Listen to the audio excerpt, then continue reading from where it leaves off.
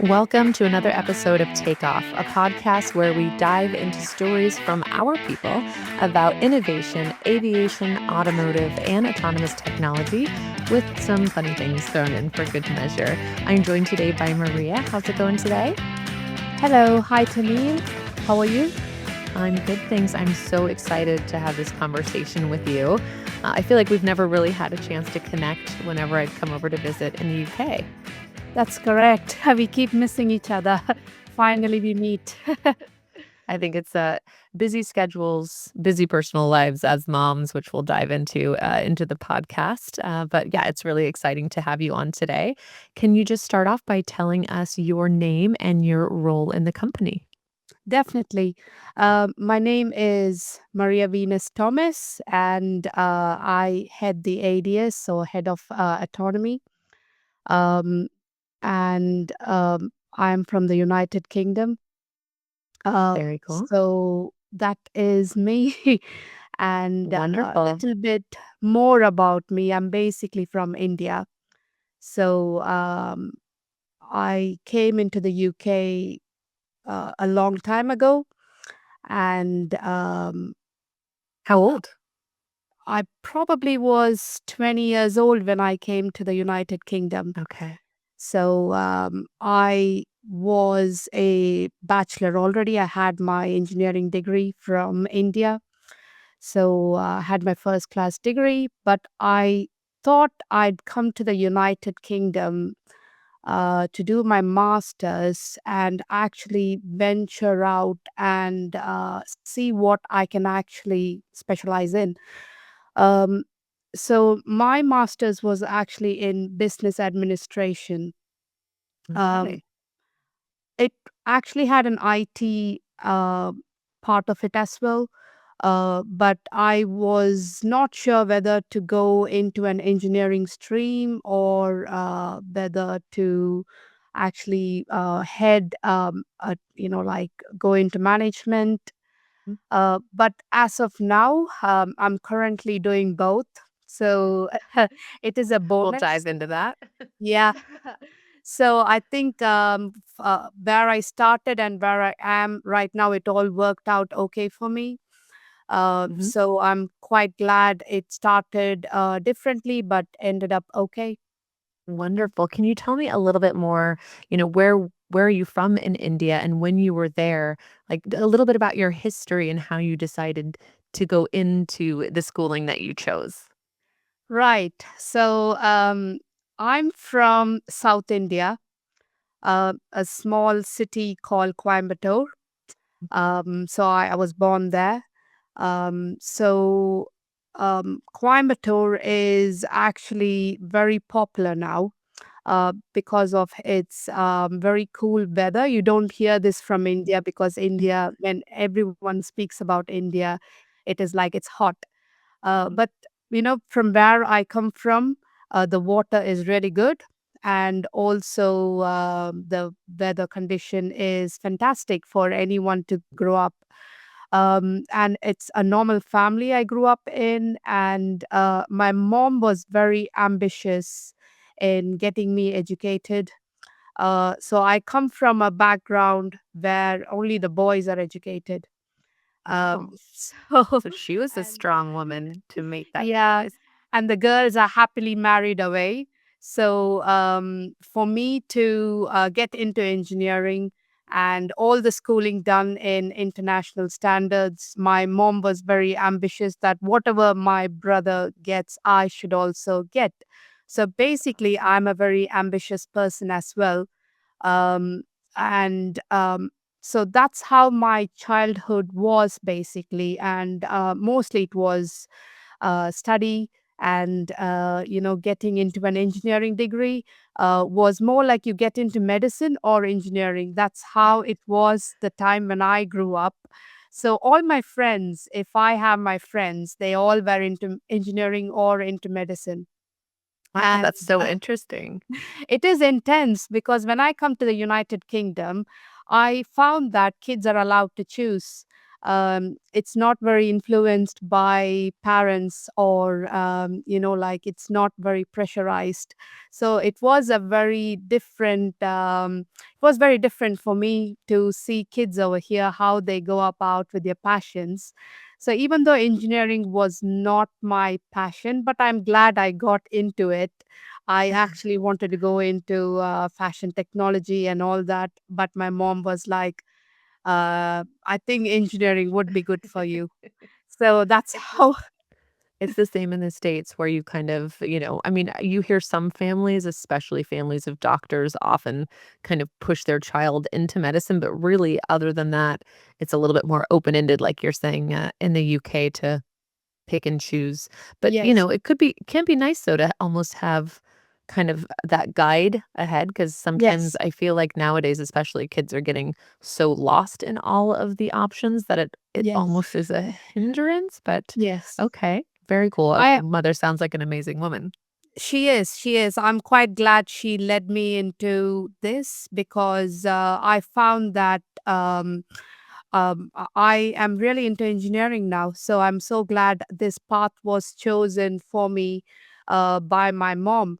And Coming into the UK was actually a decision. Again, I actually wanted to go to United States or Australia.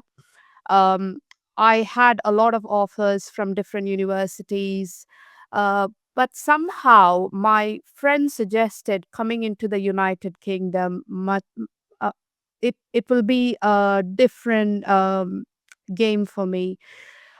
So I thought, okay, why not United Kingdom? And when I applied, I got into the university straight away. And when I came into the United Kingdom, London was my first city. So I was in London for good 7 years Mhm. before moving into Coventry.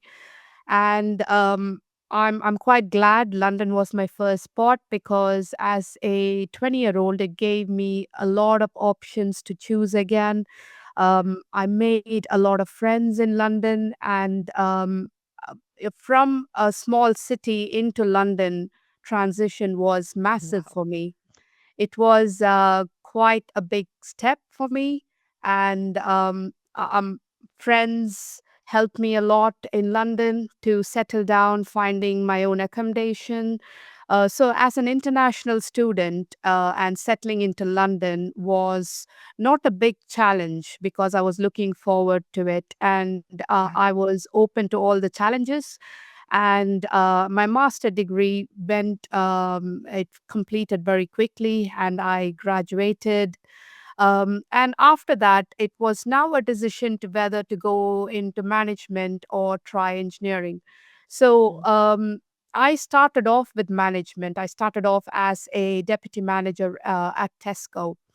Um, Okay.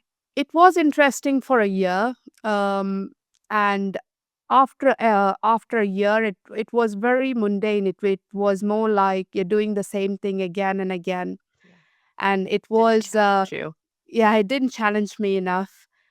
So I thought, oh well, I have an engineering degree. Why don't I actually try engineering again? Um, so I started off as a computer vision engineer, Okay. and I actually looked for jobs, and I did have offers from various companies, and I chose a company in Coventry, which actually was doing contracting to like different companies, and I picked a project, and it specialized in computer vision. And I was doing good, and the project came out well. And based on that, I was actually like headhunted from Aurrigo, formerly called Richmond Oh, Design and Marketing. And at the same time, I had different job offers as well. So when I was interviewed, probably like 9 years ago by Simon, it was the start of our autonomous, like ADS journey was actually at the very start. Compared to the other job offers, this was very challenging and new. Hmm. They have not. I was not going to get into a middle of a project. I was going to be from the start of the journey.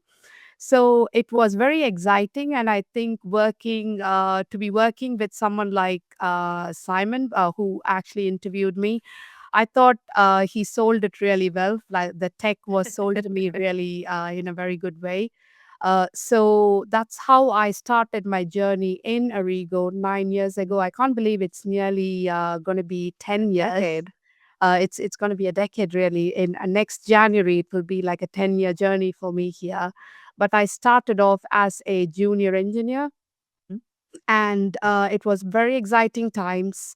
And most of the colleagues who are with me right now also were part of that journey, like starting 9 years ago or 8 years ago, and they are still with me. So we all would have accomplished quite a lot in that 10-year time.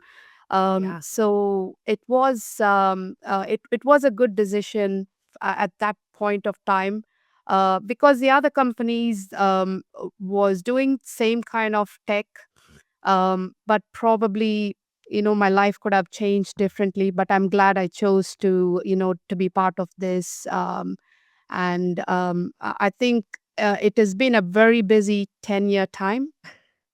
Yeah, Um, yeah. I uh, actually just did a podcast with Elliot, and we were starting to riff off the vehicles that Aurrigo has created since starting in the autonomy space in 2015, 2016. And we realized it's almost insane. No other kind of company gives that opportunity to push out so many new and innovative products. And then yes, even though it's, one autonomy platform that of course has shifted under you and Simon and the team as we've moved from, public transportation, first in more enclosed areas than to, more public operational domains, and now, of course, into aviation. yeah, yes. So it was as we evolved over time. Mhm. So when we first started, it was just experiment in our urban development lab, and we tested it on our it is called a buggy. So it was our first vehicle, and we did a lot of initial setup on that, and a lot of experiments based on different requirements started off at our urban development lab. And we ventured into pods into shuttles, and then the auto dolly, and then different versions. But basically, it started off in our urban development lab testing, and then we actually went across the world. So we actually did a project in Warwick University. Mm. So quite not just one project, different projects in Warwick University. So it is more like trialing out with the crowd in the university. So different Mhm. projects with simulation, and basically we grew from one tech to another tech progressively. Mhm. And from the university campus, you will be surprised that we will be doing the same in a shopping center. So we'll do like trips around the shopping center, and for example, taking passengers from one end of the shopping center and transporting them to the other end. And while doing that, we'll get multiple feedbacks, and most of them, they will be awestruck to see such a tech like going around them. And for me, like we are working with the day in and day out. When we go out and expose this to the outside world, we see the reaction from the people, and they all like very excited, and they ask so many questions, and we are so excited to answer all of that back. So it was a very interesting journey. You never stop, and you keep developing. And we went like to different places like Denmark, Mhm. and we did an expo in Las Vegas. Yeah, Uh, CES. Yeah, Day CES. one. Yeah. And in CES, I think the queue never stopped. I think everyone Never. wanted to have a ride in our vehicle. So it was like very interesting. We had to take turns to go around and show, like do the trips over and over again. And I did travel quite a lot. So I have, like been in exciting development journeys, like doing different projects. We did do a project in Pori, in Finland, where we actually did pod stops, like using different stops, how the employees in on a site were going to go from one pod stop to another pod stop. So we did that for them, and basically the development will actually be different. So each place would evolve into something else. And then finally, moving away from pods and shuttles, we are now into aviation, which is a completely different game. Uh, yeah, and the tech is very complex and very challenging. But we have a team where we study and we develop and we actually like improvise. And in a nutshell, I can tell that we are doing good. Yeah, definitely. I mean, it's really exciting to have that background in public transit. It's a much more, I guess, chaotic environment. And even though aviation, there's so much happening, on the apron, it's a little bit more controlled, as in, right, who can go in, who can go out. But it's a whole different operational domain for you guys to be inputting computer vision and AI to be able to say, oh, that, the plane has the right of way, Yeah. and all these different things you're now implementing that. And I think that's something that's really exciting. What would you say is kind of your most challenging aspect of the job? What's challenging is, I think, when it comes to me, what is challenging at the minute, I think Venus as a person before has transitioned to a mom now. So when I Mhm. started off, I was not married. I was a single person. So my challenges were different at that point of time. Mhm. But now my current challenge is, to be really honest, being a mom is challenging, Yeah, and as like women in tech is not a lot these days. But like keeping that position is quite challenging. How do I say this? So when I started off in Aurrigo, I did have a journey where I was diagnosed with cancer. oh, I didn't ever know that about you. Yes, I was diagnosed with cancer, and I was diagnosed in the year one of joining the company. Wow. So it is a bit, I think my journey with the company, any company you join, and the first year you go sick, I think they'll try and sack you or try and get rid of you. But I quite like this company in a way where they actually looked after me, and That's great. they were part of my cancer journey. I never stopped working, but during my treatment, they were with me. So they all supported me in a way wherein I can work, but I also get my treatment. Part of that was finding my life partner in the company as well. So my husband was working with Aurrigo. So during that journey, I think we started dating, and it is never ending. I have a busy 10 years. So I started off with this job. I fought cancer, and I got out of it as well. And Wonderful. I did beat it.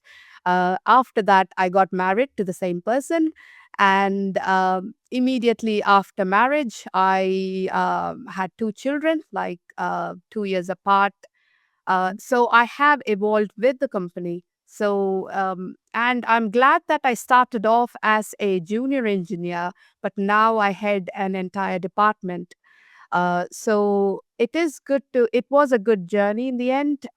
Technically, I have grown massively compared to how I was before.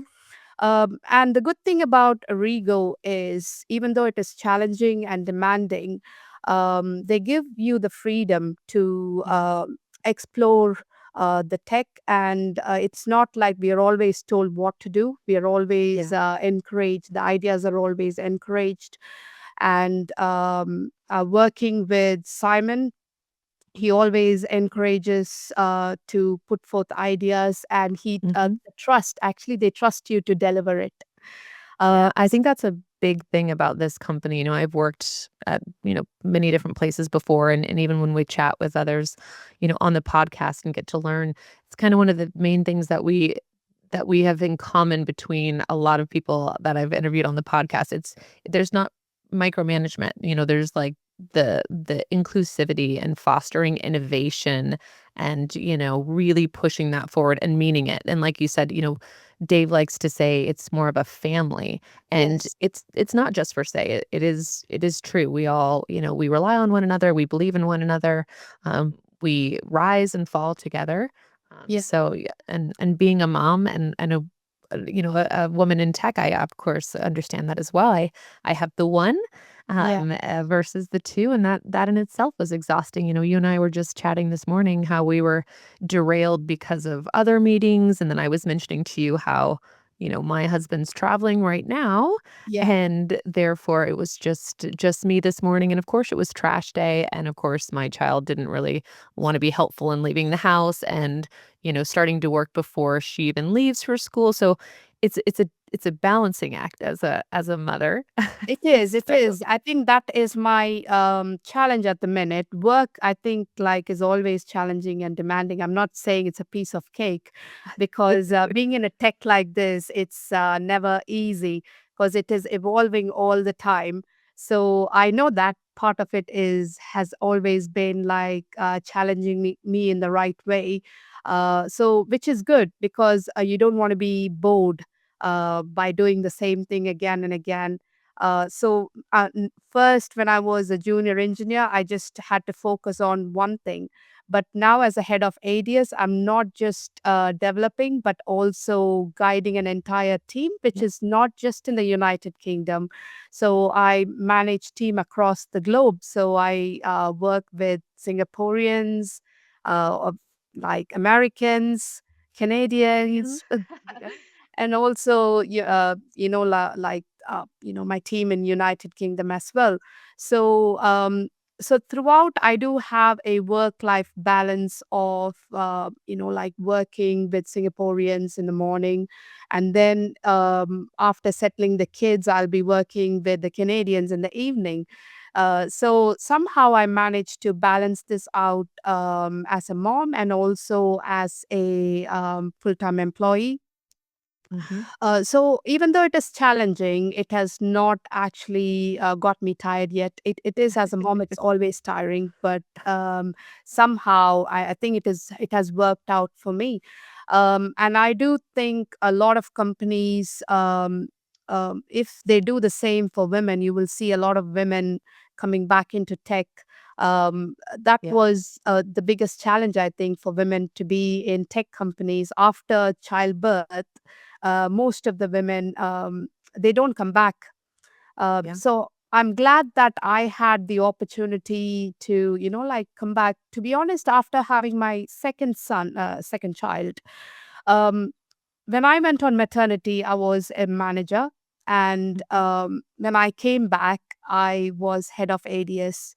So there was no job threat for me there. And I'm glad that, they allowed me to come back into a better position. Yeah, so I think, like, it worked both ways. So I was contributing, and work was also supporting me to be a mom as well. So Yeah. it And that's worked both important. way. It is Yeah. important. Yeah. By helping that, and I think by fostering that, there can be so much more given in return by the employee themselves, right? Because you feel empowered, and you don't feel like, oh, pressured. My kid went down. Now I have to work. It's more so it's exciting, and you're working through all of that. Yeah. And it kind of makes you, I think, a stronger woman in general. How old are your kids? My oldest is 5 and my youngest is 2. So they are, Okay. yeah, So 5 and 2. And I so my daughter is 7, and I don't know if you have brought your 5-year-old in yet. Has your 5-year-old been able to like ride in any of the vehicles or anything like that? not yet. I think uh, uh, having little kids in the company is a bit of health and safety as well, but not yet into the company. But I feel like in case if we do another, so we were doing this demo in London, which was more to public, and sometimes there were little children guided by parents coming in. So if we do something like that, probably I'll tell Yeah. my kids. To be honest, my kids don't know what I'm actually doing. So I it think will, that'll change soon with your 5-year-old because I feel like when London, so obviously play on words there, living in London, named the daughter London.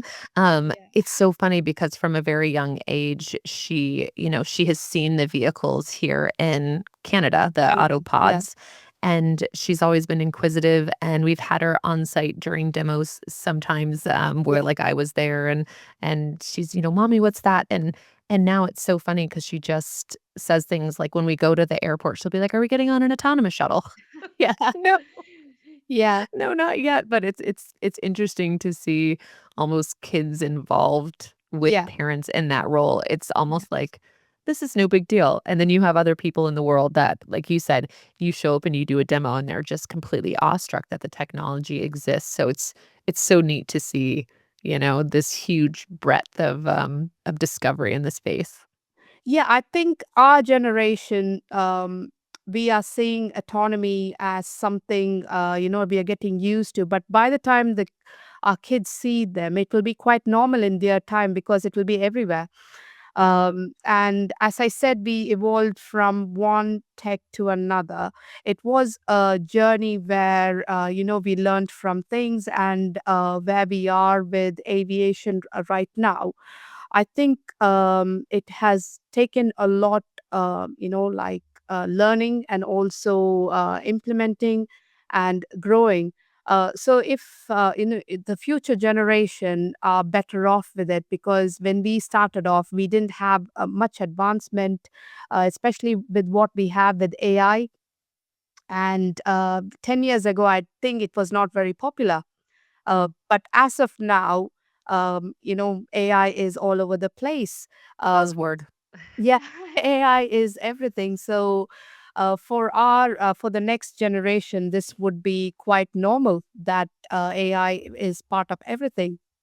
Yeah, definitely. Well, as much as I would love to continue this discussion, we will have to have you on a podcast again. I can officially say I think you and I, this is the longest podcast I've done.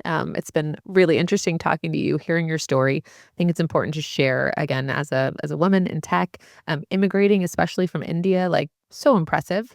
And then eating your cancer journey, like I just had no idea. I can't wait for the next time we get to connect. But Definitely. I will go ahead and end the podcast here with one final question. If you could see anything autonomous in the world that isn't already, like, what would it be? What would be helpful for you? Miles said ironing. Like, could somebody go and iron his stuff automatically, and then everything's I would automated. say cooking. There you go. Cooking. I think if there's something which automatically makes food for me, it would be great. I think we're not far off from it either. Did you ever watch the Jetsons? That cartoon from like forever ago? Yeah, yeah. Do you remember Rosie the robot, and she would go and Don't do all the cook. cooking and the cleaning? Yep, Yeah. there we I go. hope you get there I think sometime I've soon. seen I think I've seen something at CES this year with that, so I'm sure it's on the horizon. Well, again, thank you so much for your time. I really appreciate it. It was amazing, and stay tuned for the next episode of Take Off. Just a quick note, the views and opinions shared here are of the hosts and the guests and not necessarily reflective of Aurrigo International PLC or their official stance. This podcast is for informational purposes only. Some forward-looking statements might come up, which are just projections and are subject to change.